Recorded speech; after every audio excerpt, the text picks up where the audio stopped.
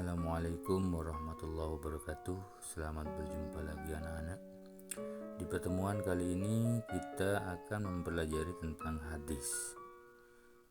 Dan hadis yang akan kita pelajari adalah tentang sifat pemurah.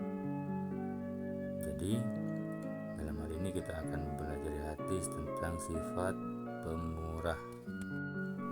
Nah, seperti biasanya anak-anak, sebelum pelajaran yang kita mulai, saya akan membacakan untuk apa kita belajar sifat pemurah. Jadi tujuan pembelajaran kita hari ini adalah yaitu menganalisa hadis tentang sifat pemurah.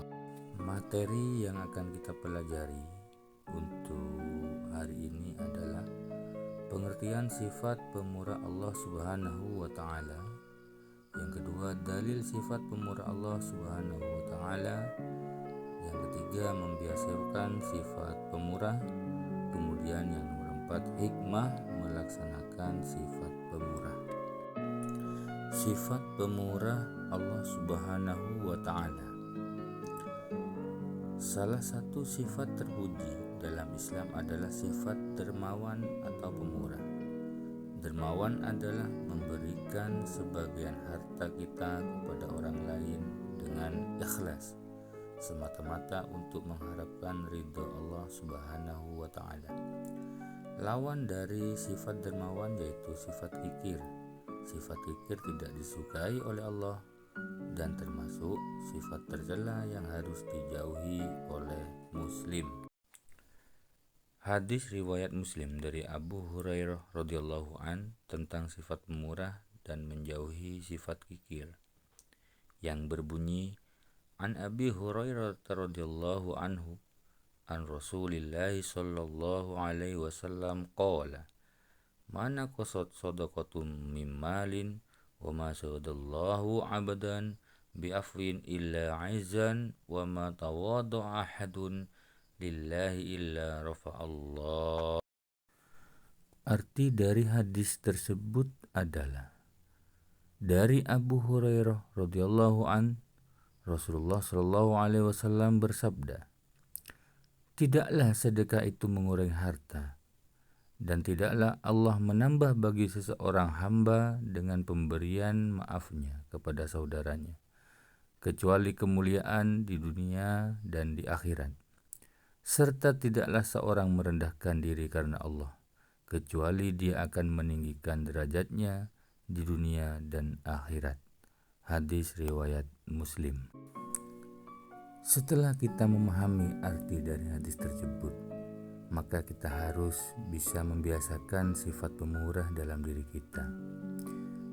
Jika kita senantiasa memohon dan mengharapkan sifat pemurah dan penyayang Allah, dan Allah pula senantiasa menunaikan segala kemauan dan harapan kita, mengapakah kita sebagai hambanya tidak bersifat pemurah dan penyayang? Pemurah bermaksud orang yang memanfaatkan dirinya untuk memanfaatkan orang lain ke arah kebaikan. Demikian juga dengan sifat penyayang. Adakah kita seorang penyayang?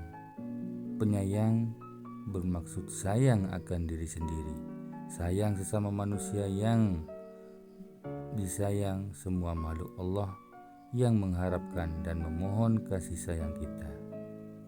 Jadi anak-anakku sekalian, marilah kita biasakan sifat pemurah ini.